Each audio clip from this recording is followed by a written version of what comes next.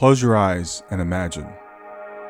What if the things in life that cause us the greatest pain, the things that bring us grief, are challenges?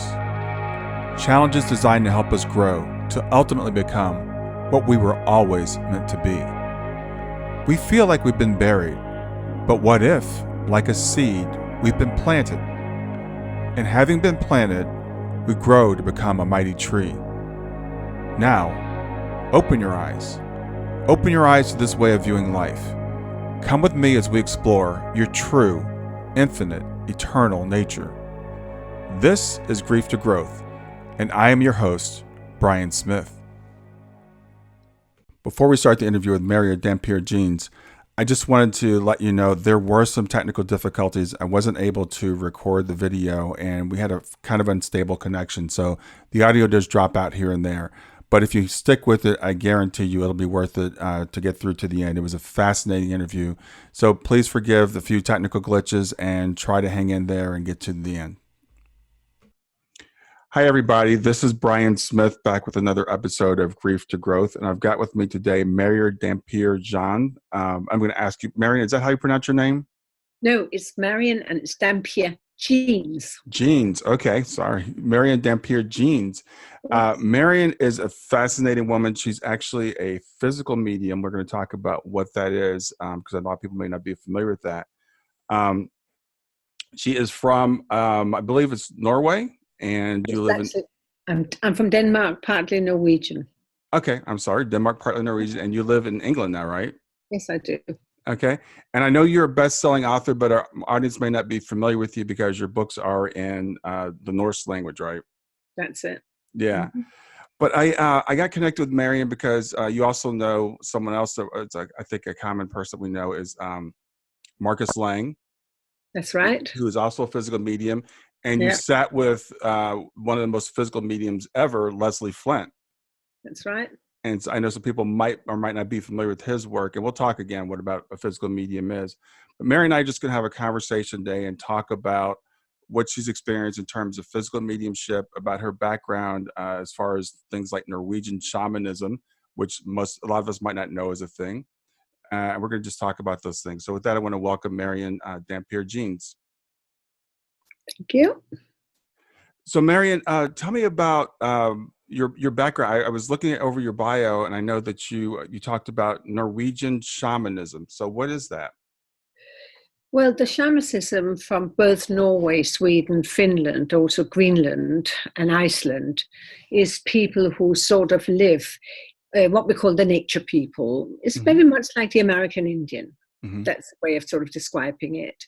And they themselves has got wonderful kind of spiritual experience. Because I traveled in all these countries, I get in contact with a lot of we call them shamanic people, and they show me a lot of very, very interesting things. And I'm also allowed to experience some of their tradition, if you like, which often sometimes reminds me a lot of the Red Indians, because they live in something called lavo, which is a certain kind of tent in which the American Indian has. PT, it's the same sort of thing. And they have like a little fire in the middle of the tent. And they also play drums, but in a different sort of way, with something called a rhythm of yoiki, which is their kind of, you can call it trance music or, sort of nature music. They do that to a lot of the reindeers. They do it in the nature. They do it together. And they do that in Greenland too. They have got the same sort of people. The Ethno people is also people. They use the drums. Sweden and Finland and Iceland. It's all sort of interconnected, if you like, with nature people. Yeah, that's really interesting because, again, from American perspective, we think about the indigenous people here and the drums and things like that, and we know about maybe those types of cultures in South America, but we may not be familiar with that type of culture being in a Nordic type of environment. That's right. And I think that is what I have strived for my mediumship over 50 years of trying to open the doors around the world, that it isn't just the English speaking countries or Brazil or wherever you go that has got this, but we have Hmm. also got it in the Nordic region, in which we had some of the best mediums really in the world who sat for both psychic research, did a lot of work. Hmm. And we had once upon a time in Denmark roughly about 30 sort of circles, churches, spiritualist churches and things Hmm. like that. Though we don't actually have that many, but we have always been sort of forerunning, if you like, with investigations or people who went and sat for investigation. And we had, I have to say, some of the best mediums in the world. And I'm very sad to see that we don't talk about it. We don't know about them. And yet again, I have found various website all around the world. They use us as pictures. We have no idea who they are, Oh. which is really fascinating for my part, when I have done so much research over all my years. Yeah, and so let's talk about, again, just to familiarize people with some of the terminology we're using. You mentioned spiritualist churches. What is the spiritualist church? A spiritualist church is a place, it's almost like a Christian church, if you like, but it's set up bordered on spiritualism, on communication.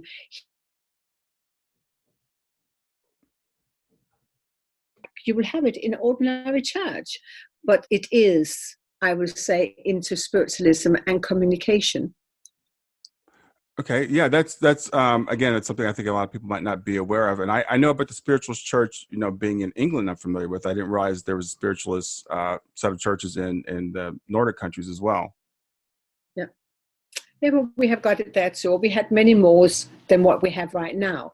Hmm. I mean, in England, I think that we've had in the region about 800 spiritualist churches all around Great Britain, and many of them in London. And of course, as a medium, I have had to serve a lot of those churches through my time as a medium.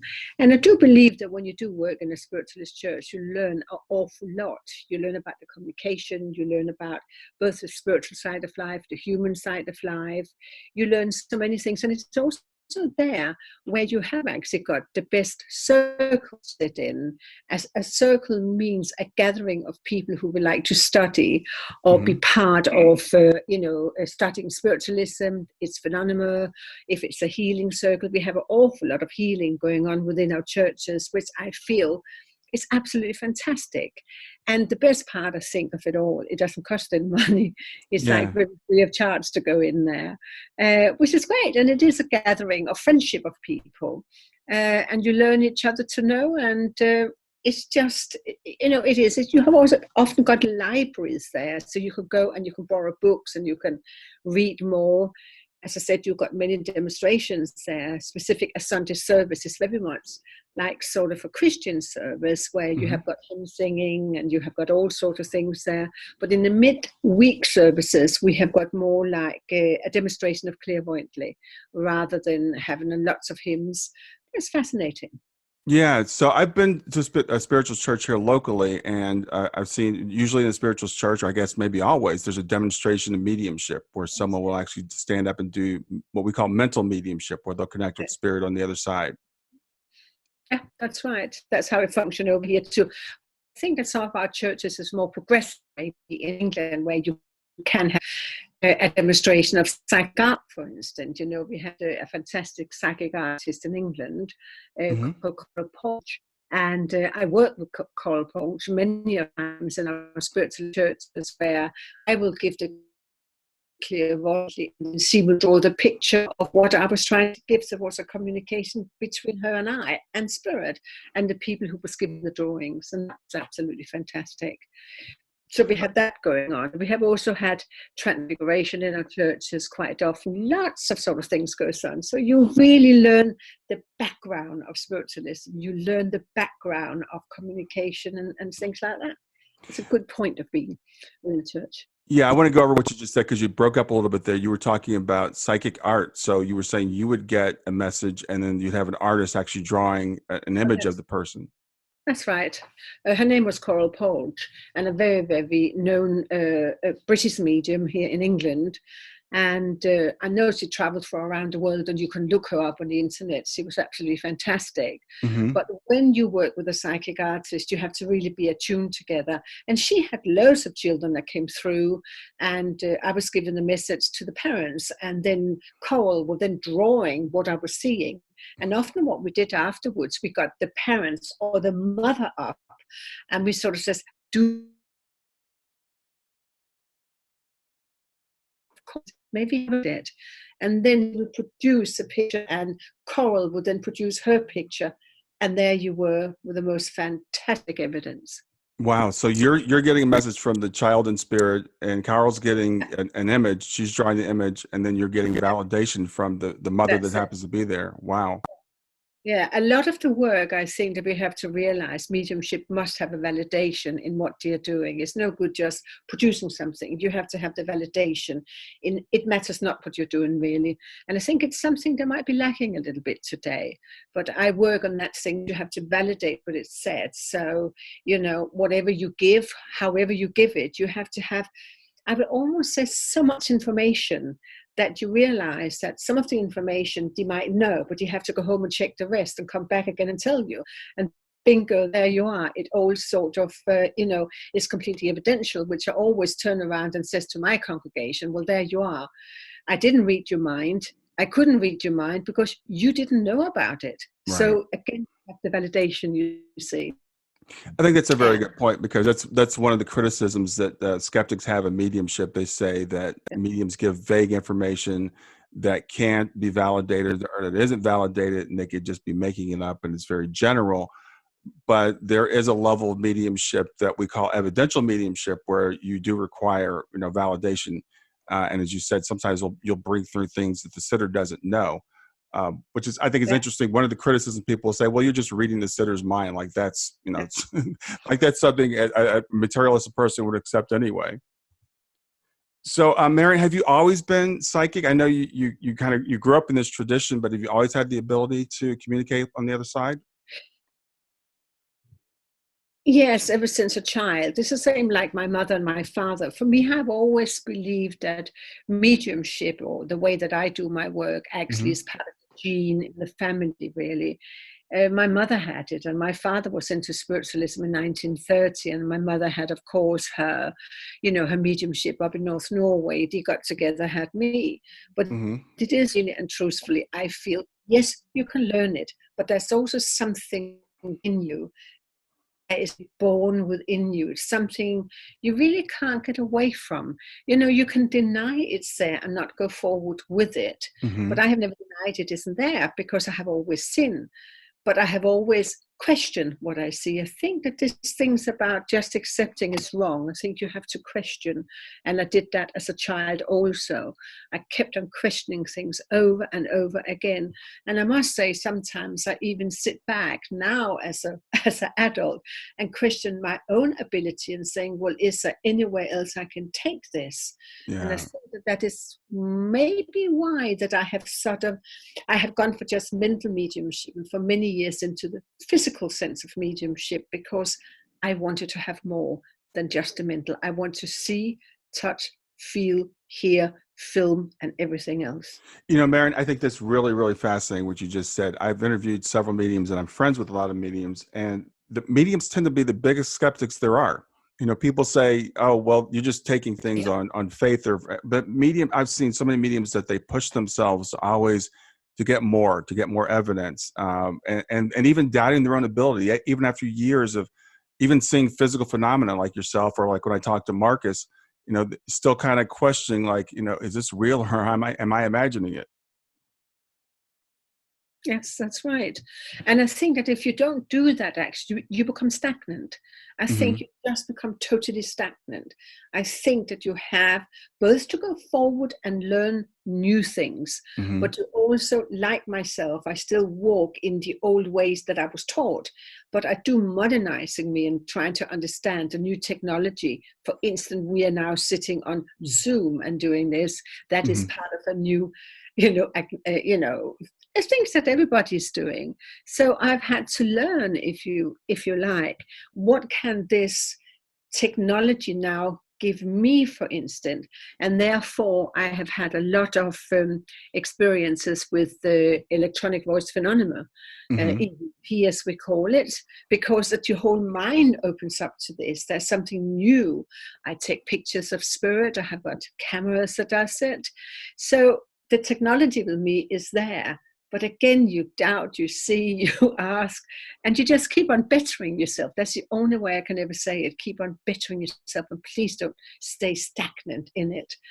There is so many extraordinary things to see. And I think that that is why that I didn't just look at spiritualism and communication. I wanted to find the root of most things, because of spirit communication is not something that just have developed with the Fox sisters. It is something that has been beyond that, detangled it in those days. So I started to do extraordinary research because I wanted to know if we had things like hauntings, for instance, 300 years ago, and how did they actually do it then? How did they sort of get rid of people? What was their sign into that? So I had talked to a lot of very old people and sort of spoken to them of some of the things of what they used to sort of get rid of spirit, if you like, in the houses. And it has been fascinating. It has been absolutely fascinating. And I have been allowed to see things maybe a lot of people have been. Mind is extremely open to research, understanding, talking to people. And that, of course, goes in Greenland. I mean, how many mediums goes to Greenland to work? The biggest island in the top of the world. But I'm such a welcome medium up there and work for so many people and do so many exploratories. You know, it's fascinating. There's just so much to learn. Yeah, it's interesting thinking about what you just said. So you started with spiritualism, and then you kind of went backward all the way back to shamanism. And then you're also going forward and saying, how can I incorporate different technologies into this? And as you've opened yourself up to being more receptive, more things have become available to you. Yeah, that's right. And it is become available because I think that just in the thought in which you are actually sent out to spirit, it does actually come closer to you. They sort of make the opportunity to let it come forth, if you see what I mean. You just don't stagnate. It is these things about, I hear so many mediums that goes on the platform and you would trot around being a medium or maybe being a healer, but you don't actually learn the background of it. I mean, I took up many, many years ago, we talk about healing and how does healing work and things like that. I managed to meet somebody it's called Devon, Cornwall in England, and also in North Norway. And a lot of people don't understand when I say, do you realize that there's people going back 100 and 200 years that could stop the blood on people? We call them blood stoppers. And, people sort of says, well, what do you mean by that? And I said, well, if you think about nature and you're in the middle of nowhere and somebody has an accident, well, 200 years ago, we didn't have a mobile phone. Could an ambulance just get to them? So they had their own healers, if you like. And if somebody has, cut themselves, like, let us see, on the sea, and it was really bad and it was spurting with blood out, you had somebody that could just touch it and the blood would stop automatically. Wow. Yeah. And these still exist today. And are used in certain hospitals. Yeah, I think it's a good lesson for all of us. The what you talked about just there is being open, studying and exploring, because a lot of my listeners will ask, well, how do I connect as well? We know that people like you, for example, are born with some ability, and you've worked really, really hard to develop, even more ability. But all of us have some amount of ability to connect, and we can all work on making what we have better, right? Yes, absolutely. And I think that it just comes to people taking their time and wanting to. But my husband always says to me, today living is like eating a McDonald's, fast, quick, and then you're hungry again. And I think that he's probably right in that. Things has to be develop. I mean, I've just seen so many people who wants to become so-called mediums because of the money involved in it, and what can you earn from it, and how quick can you learn it. And I think that maybe people don't understand the responsibility in which the medium actually have. And we have to take that responsibility, because it comes from us when we do the communication. You can't turn around and say, oh, excuse me, but it was spirit who said it. No, you have to go back and question why spirit said it, and how they said it, and why did they say it, to take it forward to people. So yeah, it is a matter of, I think, learning and studying. I always say, sit in a circle, it costs you nothing. It's free. Yeah. Well, let's talk about what a circle is, because again, some people might not be familiar with that term. So what is it? What is a circle? A circle is, you can have various different circles. You can have a physical circle, a mental circle, a healing circle, a rescue circle. So there's many circles, but it all relates to spirit communication. But a circle is a gathering of people who actually do sit in a circle, and they have like a medium that would be able to teach or be taught by spirit to give it into the circle, so they can all learn together. So each one of them can develop. And you might have somebody who come into a trance medium and can develop the trance mediumship in a circle, but it is very, very much safe to actually develop in that circumstances, rather than sitting at home or going to a pub or restaurant and talking about spirit and trance or whatever. Yeah. So it is a safe environment. I think that that's what we're trying to say about the circle. And there seems to be something about being in a circle that kind of people like potentiate each other, or kind of feed off each other's energy, I guess, because it seems like, especially in physical mediumship, I know I was talking to Marcus, and he can do some phenomenon alone, but I think most physical mediums work in a circle. Is that correct? Yes, we do. There's some people like Marcus and myself who do get it in public, and we don't have to circle and see it. You know, with me in spirit teachers, and with Marcus sometimes when he sit and with people and eat and things like that, you know, he will have a port and things like that. That happens also to me. So it can develop itself outside a circle, but most circles that produce physical mediumship, it is the safety, and it has to be safe, because it's one of the, I would sort of say, the most dangerous form of mediumship is physical mediumship. Yes. Well, let's talk about physical mediumship and what that actually is. So mental mediumship, we're familiar with. Someone sits and it's their voice, the medium's voice, and they're getting mental images or pictures or sounds or whatever it is from spirit, and they relay that through their own voice, through their own faculties. How is it different from physical mediumship? Well, the physical mediumship is when everybody is present at the time, can both see, hear, and if you want to, touch spirit. So it isn't just one person who's there. We are a group of people, but everybody can see the same thing or hear the same thing. And this is when I started back, oh God, many, many donks ago, when I was invited by Leslie Flint and his boyfriend Bram to go to their house in Paddington, because at Leslie Flint, for those who don't know Leslie Flint, he was perhaps one of the most tested mediums, I have to say, in physical mediumship, which is independent voice. That means a voice will appear outside the medium, so the medium doesn't actually go into trance. The medium's voice is behind, but you see actually, or you hear, the voice has been taken away, almost like in a box, or voice box, we call it. And me and my husband was allowed to go and witness first one of these wonderful demonstrations he did within his home. Thereafter, I went many times and started to know Leslie Flint a lot. But can you imagine sitting in what we call a Victorian house, beautiful place in Paddington in London.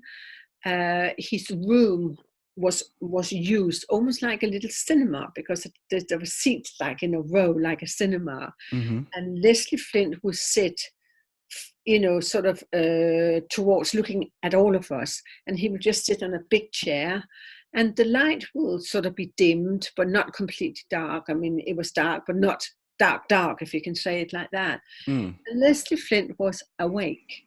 And that is very unusual for that form of mediumship, because Right. normally we have the medium sitting what we call in a box, a cabinet, where they are totally knocked into trance, deep trance, and then they're used that way. But his phenomenon was absolutely extraordinary because he was awake.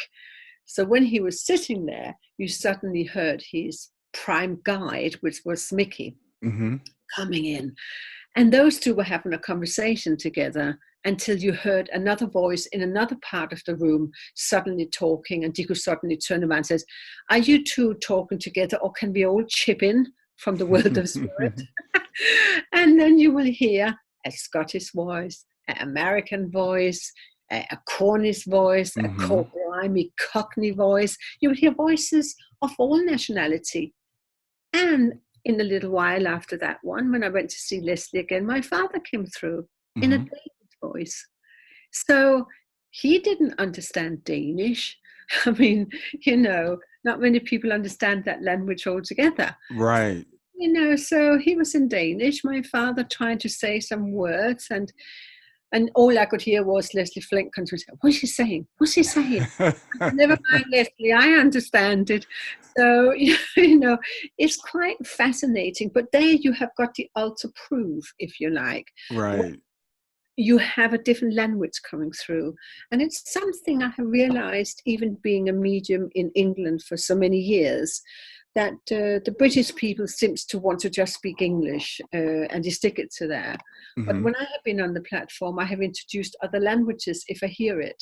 So my hearing with spirit, I could hear Spanish, and I could say a few words in Spanish plus the Oh, name. wow. Or in French is the same. Wow.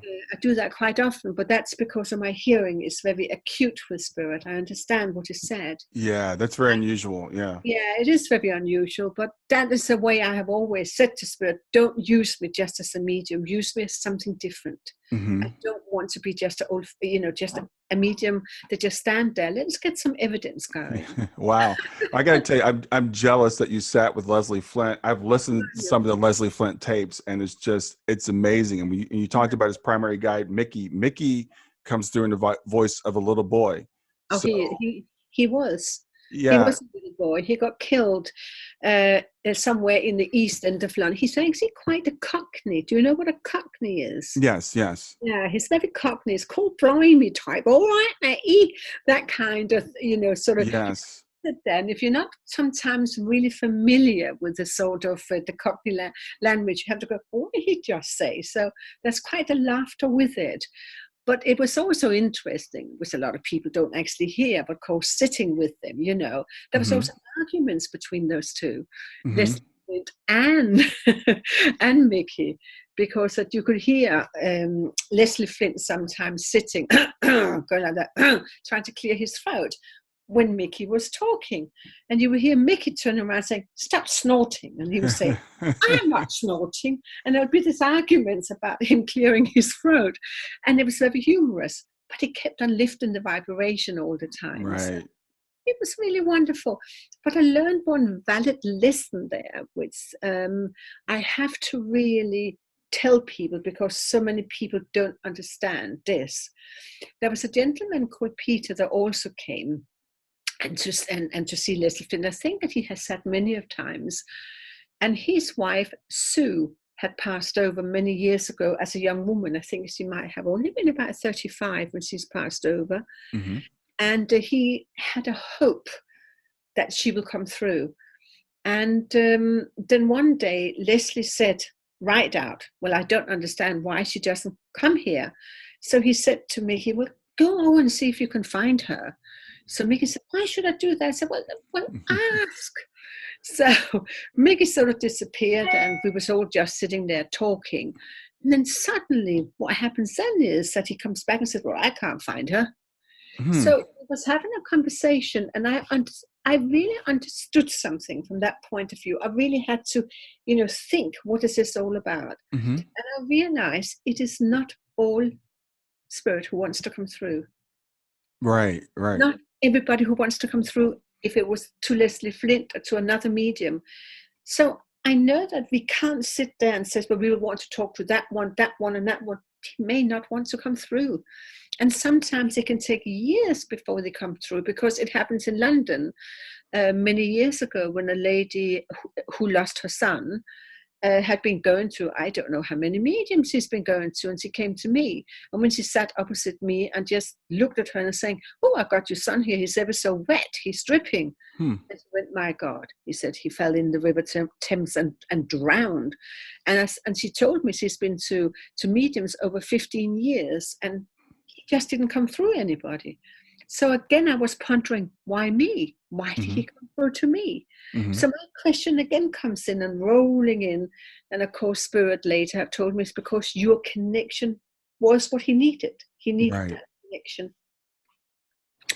Yeah, it's I guess a three-way connection. It's between you and the person, the spirit. And as you said, some spirits can come through easier to certain mediums. I'm thinking about the skeptics in our audience and people who haven't heard about physical mediumship, and they're saying, okay, wait a minute, this guy, there's different voices in the room. You talked about being able to touch, you talked about materializations. So I want to reemphasize some of the things you said. I mean, Leslie Flint was one of the most researched mediums, and he let himself be researched. Yeah. I know there was a Society for Psychical Research, I think, that people. But many more people around the world, you know. That was, And you're in the room, and this is back in what time frame are we talking? Well, we're probably going back to, I mean, he was the 60s, 70s, and 80s, and he passed over. I think, did he pass over in the 80s and 90s? I don't know. But I sat with him during the last 70s into the 80s. That's when I sat with Leslie. Yeah, so there wasn't a lot of electronic things that he could have been doing. And I always remember that when he gave me a tape that I had to listen to, and the tape was a reel-to-reel, very big one. That's what he had. He didn't have the small ones. Was it really, the big ones he had in the old? Yeah. I know one of the guys that's working on getting those tapes translated before they corrode. Well, that's it. So I had one of those ones. I had to go and listen to him. Mind you, I didn't understand a word. It was bleeding Polish. I don't speak Polish. So I had to, with all my interconnection in London, I know my girlfriend, Ruth, who's Polish. I said, translate this for me. What are they saying? And what was very interesting at that particular stage, what came through, it was, I think it was about two ladies or maybe a gentleman or whatever it was. They were talking to each other in Polish. And what actually happened was they were talking to each other about being gassed under the Second World War in Auschwitz. Wow. And that was a very dramatic thing to listen to, really. And I felt very bad for days on end, I remember, and having to also say to Leslie that that's what it was on the tape. And he just said, oh, okay. And that was said no more. Yeah. So, and the other thing about Leslie, he didn't take money for this, right? I mean, it's like he was getting rich doing this. No, he wasn't getting rich by doing this one, but he had to take a little bit of money when you saw him, because you have to pay for the electricity, the gas, and everything. But it wasn't really like today's money. I mean, it was very little, that he got. I would say, But the most wonderful part about all this is that Leslie Flint and Gordon Higginson, which is another medium from London, they have come through to me several times in physical circles and talking about the good old days. Wow. With their voices and stories that no one would have known in a gathering of physical mediumship. It has only between Leslie Flint, Gordon Higginson, and myself who knew the stories. Oh, wow. Do you have recordings of that? No, because we didn't record it, because it was like, I think one of them was in Devon and one of them was in Kent. So I'm not quite sure if those recording was actually being recorded by the physical medium in the cabinet, because that David Thompson was one of them, and the other medium he's just passed over about 2 years ago. Forgot his name now, but that was the sort of times where he came. Yeah, Colin Fry, that was it. Oh, Colin Fry, yes, yeah. Because I knew both of them. You see, the fun part about my mediumship is I actually know the man that trained them. I know the people who trained them as mediums. That's as far back as I go. Wow. Well, and it's a small club. So as we're talking about this, and again, I'm thinking my audience, some people are going to be incredulous and say, this can't be real. This is not a common phenomenon. There are only very few people in the world that can do this type of thing. Yeah. And that is very true indeed, because it is a rare phenomenon. You have to have something extra in you, if you like, this kind of thing. But I think that there's new technology. We talk about technology again that's coming forward. You have got Skull Experimental Group, which is, the Skull Group, who sits with a new energy, new based energy, which they don't use a cabinet, and you don't actually use just one medium, to use many more medium, and that's a fantastic phenomenon. You can go in and you can have a look at a Skull Experiment on YouTube. It's absolutely fascinating. Oh, the skull experiments. Yeah, Yes. it's so extraordinary. Now, I also know them, you see, because we go back sort of about 40 years together. Yeah. And it's wonderful for me to see that there is new things that's being developed. It is absolutely extraordinary to see that. So I think in the way of it, like all my people that I'm teaching, you've got to, I'm also a teacher, and I teach them to sit for physical mediumship and set up circles. And I do not want them to sit in darkness. I want them to have recording equipment and also film it in infrared light or in a red light situation. So we have a little red light on the floor, and then we have a camera that can actually film in that light. Plus we have recording of it. And it has been absolutely extraordinary what we have seen. Really. I want to emphasize for people that we were talking about the skull experiments, and that's SCOLE, and encourage you, go look that up on YouTube. There's some really, really fascinating things that have been done. And Marion, again, you made some really good points here, because another criticism of physical mediumship is, and traditionally it was done with the medium in the cabinet, and it was done in total darkness. Yeah. So people would ask, why does it have to be in darkness? Because obviously if it's in the dark, then people could be hiding things. Absolutely. But and there have been people who have cheated. That is absolutely true. But it seems to be moving toward the light. I know Marcus is doing a lot of work in the light, and you're working, it sounds like, in light. Is that correct? But you see, you have to also, because you don't know who I am, but I have been fought for this for about 25 years, that we have to go towards the light. I don't like the darkness at all. And I can tell you that most mediums around the world thought I was a nutcase, and turned around and said, it can't be done, it can't be done, it can't be done. I said, yes, it can. We have to bring it into the light, because in darkness is where the cheating comes in. And I don't want to have anything to do with the cheating at all. And I have seen, cheats in the dark in physical mediumship. I'm not afraid of standing up and saying that. And I have walked out totally disgusting, because I know what physical mediumship are. And this is absolutely ridiculous. So we need to have either a little red light or whatever, so you can see through the darkness. It doesn't have to be daylight, though a lot of things happens during the daylight now. I mean, my last sort of experiment in which we did was in Denmark with a physical medium in Denmark I have trained, and I was fascinating to see ectoplasm in the light coming from his mouth, his nose, his ears, and actually hearing two voices developing from ectoplasm, so everybody could see it, including that the table levitating in mid-air without anybody touching it, and then coming over to me and laying on top of me. And then I had a message from a gentleman in Denmark, in Danish, who was a researcher in Denmark, called Thorsten. And that was fantastic. And I have also seen how that they have developed what we know as ectoplasm, how it's actually built by the medium have stepped aside out of the cabinet with the light on, with arms fully stretched, and you saw the ectoplasm falling from his hands, almost like glue, if you like, and you could hear like that dripping onto the floor, and we were allowed to touch it, and we was touching ectoplasm, in our hands. But as soon as we took the hands away from it, it was completely dry, our hands. It was fascinating.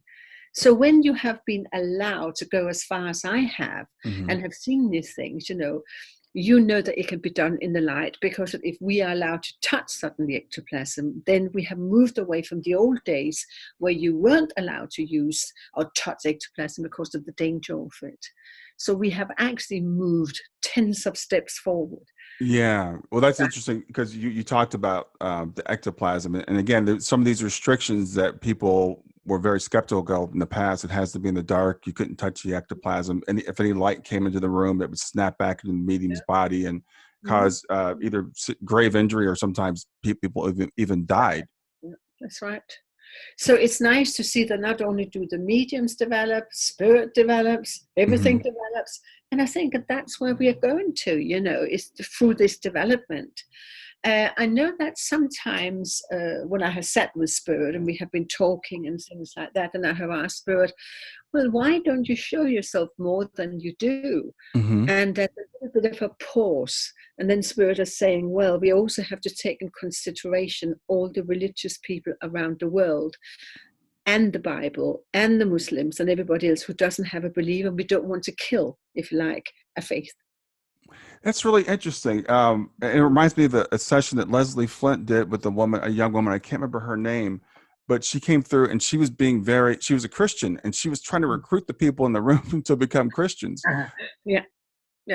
So you can understand, can't you? So we also have this danger, in a sense of it, if you like, that if we bring forward, do you see what I mean, all our technology and things like this, it could kill off the whole, I don't know, the Christian faith or the Muslim faith or whatever. And I don't think that that's really what spirit wants. I think that he wants to clarify things, that there is a life beyond this one. Maybe it should be taught more, perhaps, in our churches, in our Christian churches, because you keep on talking about when we die, we go to heaven, but you never even explain anything about heaven. Exactly. I wish they would. It Yeah. would be better, with that. So, yeah, there is a lot of things. But as I said, it's like Mark has, him and I find coins all over the place. He finds everything. So we have a lot of fun together when we talk about what have we found now. It's just fantastic. But that's all done in the night. So. Well, I think this is just my personal opinion. I think there's a reason for the veil, that we come here and the forgetfulness is for a reason, so that we can focus on this world and develop and go through our struggles and our lessons and all that. But I think maybe humanity has forgotten too much who we are. Yeah. And so I think spirit is kind of giving us a little bit of a boost, a little bit of a tweak. But Marcos is also telling me, and tell me whether you agree with this or not, that it seems like spirit is having to develop as well, because one of his guides he's working with, he sent Marcos some technology. It's not quite there yet. So they're still developing on their side how they can communicate better with us. Absolutely. It is like a two-way thing every time. They move with us because our knowledge goes forward, but you also have to learn the knowledge from the other side.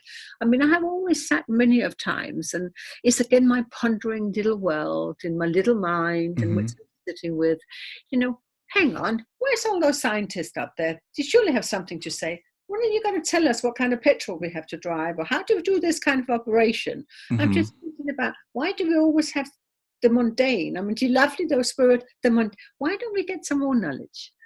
And when I start questioning that one, what happens then is suddenly Niels Bohr, which is a Danish scientist. Niels Bohr, yeah. Yeah, he came through to me. He's Danish. And he came through with something I never knew. Actually, he wrote it on a piece of paper, scientifically written something. And I gave it to a scientist I know, and he said, my God, that's the theory on Niels Bohr. Wow. So they do come through, but I think that what we have to do, we have to sit with them, we have to understand. And as I'm just a layperson, I don't understand. I understand a little bit about languages, but certainly not about the language that they write. But it can be done. That's what I'm saying. So why don't we also use a little bit of spirit and sort of saying, about that technology and about, not necessarily that we have to be vegetarian or vegans because we believe in spirit. That's not what I'm saying. But what I'm saying is there's other ways that we might be able to get information. Yeah, it's really fascinating to think about this, and I know people, they ask, why don't we have this? And there's also free will, and again, we come here for a reason, for development. So it'd be like if they gave us all the answers, it'd be like cheating on the test, right? We don't, they can't get it. But there is a lot of things you can tell us. Yeah. I'm still putting my fingers and saying, come on, you could have told me that, this kind of thing. And my spirit team has a great sense of humor. you know. She always do funny things to me, I have to say, but I learned by that. She loved to raise the vibration, to work through the vibration. She says of laughter, even if things sometimes can go through and give evidence about a child, you will still see that sometimes the children come through with a wonderful vibration of laughter. You know, one thing that we have to remember, whoever it is we are talking to on the other side, once upon a time had a personality on earth. Mm-hmm. And they don't just lose that personality, they Mm-hmm. still have it. And that is the good way of being able to do communication and bring that personality through, and being able to give that also as evidence, which very often happened with me. In fact, we had in one of my circles, we also had a little boy in a physical circle who always came and played, and he was really funny. Mm-hmm. So we learned a lot about him. So, yeah. Yeah, you know, and that's another point I think that's really interesting, because I think about Leslie Flint's, guide Mickey, who was a little boy when he passed, but that was, 100 years, I think, before he came through to Leslie in the circle, but he still came through as that little boy, even in the little boy voice. And that's because that's how he remembered it most when he was linked to the earth plane. Right. He seems to take that. I mean, I have often sort of seen spirit or talked to spirit, and he showed himself sort of a year before the death, and he could be up in the age of 80 when he pass over. Mm-hmm. And then suddenly he changes and he become young again. And it's very lovely to see the two substance between being the old person he comes through with or the young one. I mean, I had been on the platform, I did that in Denmark a couple of days ago. Mm-hmm. I stood up there before, and I suddenly fell over. And people said, "Are you all right, man?" I said, "Yeah, but he was so drunk and had no feet neither." Oh, wow. Wow. The evidence lied there. He was an alcoholic with no feet. Well, I have to ask you, Marion. So, mental mediumship, which was what most of us are familiar with, people can say, "Oh, well, that's just the medium making things up," or they're getting the. But physical mediumship would be an opportunity that we could really prove to people. If we could do it in the light and we could film it, we could have undeniable proof. Do you think that will ever happen? Oh, yeah. I think that it will, but I think that spirit is very slow coming through with this at the moment. And I think, as everyone's saying, it might just be because of other people's belief and things like this, and it could be like almost a fourth world war, I would say. If suddenly spiritualism comes through and prove all this. I mean, where does religion go from there? Do you understand? Yeah. Where does the Christian church goes from there? Where does the Bible goes from there? There would be too many questions. I think slowly by slowly, but we don't have, I have to say, that many physical mediums, neither that border on extreme evidence. And we got to remember that a lot of people hasn't come through physical mediumship with full materialization of spirit, which means that he will stand in a room and look at you so everybody can see it. We have got touching, and we have got independent voice and all sort of things like that, but very few medium can actually master today full communication as in full materialization, which is very different. Yeah, well, I think there has been. I mean, I know people have sat in circles and they come out totally convinced. I think of Sandra Champlain. I know she works with Scott Milligan, and I know some people that have been to those circles and seen the phenomenon of toys flying around the room, or children touching them, or even a loved one coming up and kissing them on the head or something. A materialization of someone who's in spirit. So then we can say, well, that's a third-hand report. We've seen someone that's seen something. But it'll be interesting to see, if we ever have something that's definitive, that we can show it to someone, maybe on film. But there can be unintended consequences. I'm trying to recall a movie. I can't remember what it was. I think it was on Netflix, where they found proof of the afterlife. And in this movie, this is fictional, of course, there were massive suicides around the world, because people are like, if I know there's an afterlife, then why am I hanging out here? Yeah, absolutely. Yeah. So we have to be. What is very interesting is I have to then smile again about, sorry, my sense of humor. We have, as I said to you, in my circles, we have film cameras and things like that put up, but we don't just have one, we have about 2 or 3. So it covers the whole room from all different angles. And there has been times where spirit are starting to develop, and suddenly all of the cameras has been taken off the wall, turned off, and laid underneath a chair. Wow. Yes, and that's not happened once. It's happened many of times. And we're sitting there going, well, why did they do that? We actually find it afterwards underneath our chairs. So Wow. there's obviously something that spirit would not want to have filmed. And I always say, oh, that's because you couldn't do it. Yes, we could. But it was spirit who stopped it by taking it off the wall and putting them under our chair. We had then the recording going, which was fine. And even in our recordings, we didn't hear them take it off. That's the interesting part. We just did not hear them remove them and put them under our chairs. Yeah, I just remember the name of the movie was called The Discovery, and it was done by Robert Redford. It was, like I said, it's an interesting thing. You know, I work on the Soul Phone project, so I'm working with Dr. Schwartz, and I'm just a small part, but we're working on technology for people to be able to actually talk to loved ones on the other side. And, you know, we have to think about what happens, you know, when this is actually quote unquote proven, because most of us, a lot of us already know it's been proven. It's just not maybe scientifically. And so when this movie came out, I was all excited to watch it, and it really explored, you know, the dark side of what if this happens. Yeah. So these are things that we have to, you know, be aware of, and I'm sure spirit is more aware of than we are, and maybe that's why it's just coming to us slowly, and we need to develop to the point where we're ready to deal with it. Yeah, but I also know that we always talk about the good side of spirit and about God knows what else. Well, we've got to remember there's also danger. Yeah, let's talk about that. We never talk about that. We close our eyes to that, but we can't do that. We got to remember that we're living in a world that is so destructive at the moment and things like that, that there's equally as many destructive spirits who love to come through and things like that.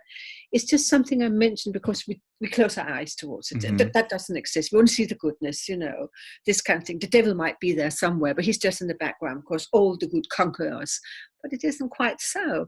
I mean, we have to be aware all the time, you know, what is going on. I mean, one thing I have always said, it starts actually with us. It starts with our thoughts.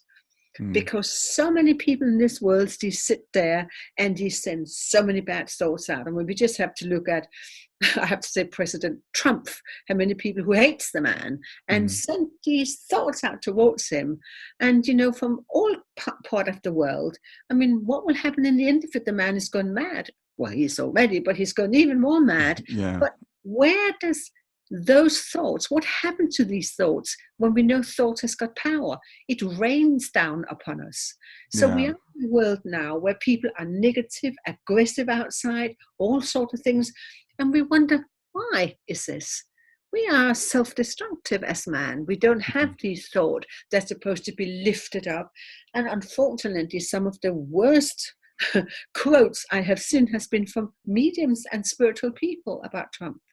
Yeah, you make an excellent point. You know, I'm shocked. You know, do you know what I say when people talk about, oh, God bless him and his cotton socks?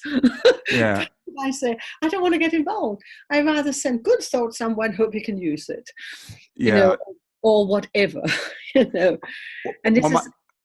My background is engineering, so I've studied things from a physical perspective. So this idea that thoughts have power is, you know, an interesting one to me. It's frankly fairly new, but I've become convinced over the last several years that thoughts do have real power, and people don't think that they do. So as you said, we send these negative thoughts out into the world, and then we wonder why the world is so screwed up. That's it. And I think it's a very good point of actually trying to tell people to lift their thoughts, you know. I mean, we have old sayings, come off, mind your thought, be careful what you're thinking.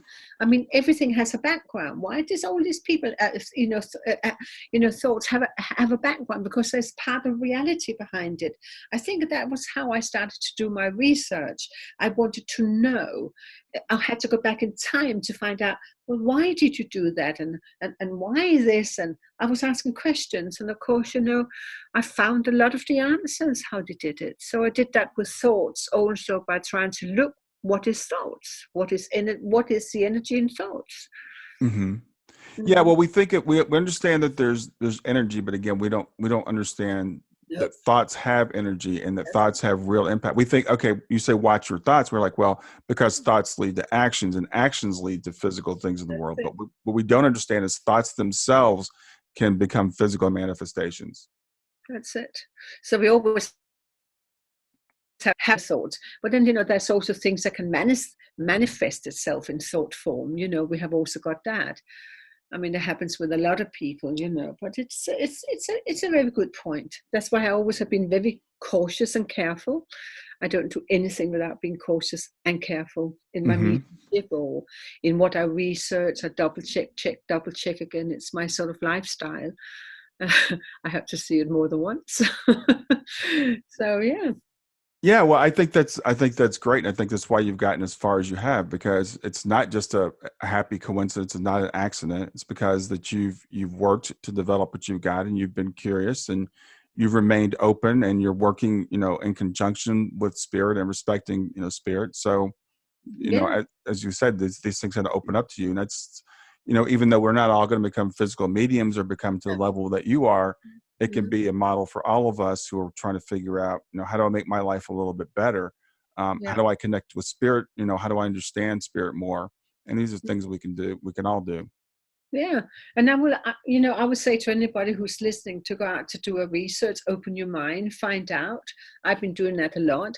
I mean, recently I thought, I wonder how other religions are. So I went into a Sikh temple. I went into, a Hinduist temple. I went into a Buddhist temple. I just wanted to know about their way of thinking, their way of maybe mantras, chanting, whatever they do. For me, it was dead interesting. It was really, really interesting just to know other cultures. I just find that cultures are fantastic, I have to say, and learn some of and respect it. It is extremely fascinating. It really, really is. Yeah, it is. And, in talking today, talking about the Nordic history, which is interesting because, being someone who's North American, we think about, again, the Native Americans, and we think about maybe the South Americans.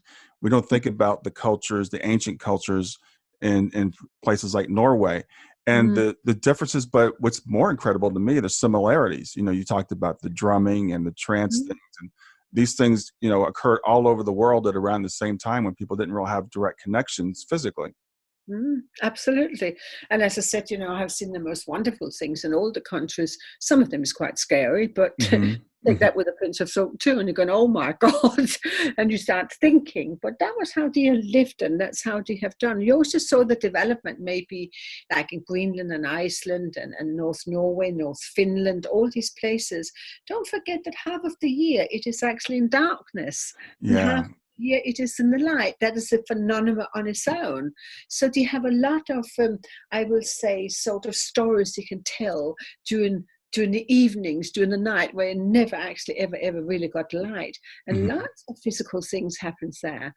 And it is, I've just been sitting going, oh my God. I mean, you take like something you probably don't know, like Iceland, they have an incredible belief in the small people who lives in the ground. I have been sort of talking to the police there who told me fantastic stories, scary stories. And I have been actually in a house and in a place where they do actually have a totally belief in the small fairies, the small people and things like that. And has showed me things that's happening, and I have been absolutely astounding. Absolutely. But fascinating, really. Yeah. It's funny you bring that up because I was interviewing someone the other day and the interview hasn't come out yet, but she was talking to me and she mentioned in her bio about the fairies. I was like, tell me about the fairy people. And, we kind of laugh as modern people would say, oh, fairies, those are ancient beliefs. There's no, and she's like, no, there really are fairies. So yeah, I think there's a lot of things that if we open up our mind to, and we hear these ancient stories and we think they're just myths, we might find out they're not just myths. No, it isn't it. And I think that's where my fascination has also been. I went up to Norway, again, speaks the language, and I was sitting in Norway and somebody was telling me from the north of Norway that their grandfather had a very old farm, and all the farms of wood and things like that. And he had got, I think, about 4 or 5 cows or something like that, and 2 of the cows wouldn't bleed milk, and he couldn't get any milk out of them, and he was in the barns, and when he wake up in the morning he was sort of all upset and everything else like that. So he called somebody in who can talk to trolls and elves or whatever it was. And this man started to laugh and saying, you have to move those 2 cows further down, he said, like this, because Where they are at the moment is on top of the house, on the bottom, in the earth. And every time they're sitting down to have the supper or breakfast, earth falls down to them because of these stamping on the top, these cows. But if Oh, you move them a little bit further down, you will have the milk. So the guy went, what? So he literally took those cows and put them right the way down the other end in the barn. And the very next day, the milk came. wow. So Wow. tell me about that one. I'm fascinating. I'm going, really? I was so excited of hearing stories like that. So because I heard them in Iceland and was part Hmm. of that in Iceland, which was just research in which I did too. Fascinating. Fascinating. Yeah, it is. There's so much more in this world, I think, than we're aware of if we keep our minds open to it. And that's what I'm thinking of my listeners as they're listening to this interview. And again, some people are going to just say this is over the top, crazy, incredible. But I think we're very shortly. I was again talking to my friend Marcus Lang, who who's a physical medium, who's actually bringing some pretty amazing electronic things through now That's it. that I'm thinking in maybe 5 or 10 years where we might have undeniable proof of Yes, communication with the other side. And it's not just Marcus. Sonia Rinaldi's working on things. that's it. Gary Schwartz is working on the That's cell it. Mhm. phone. So these things are going on around the world. Yeah. And And people we like are. yourself and Marcus that people haven't heard about, I think the word's going to get out, very soon.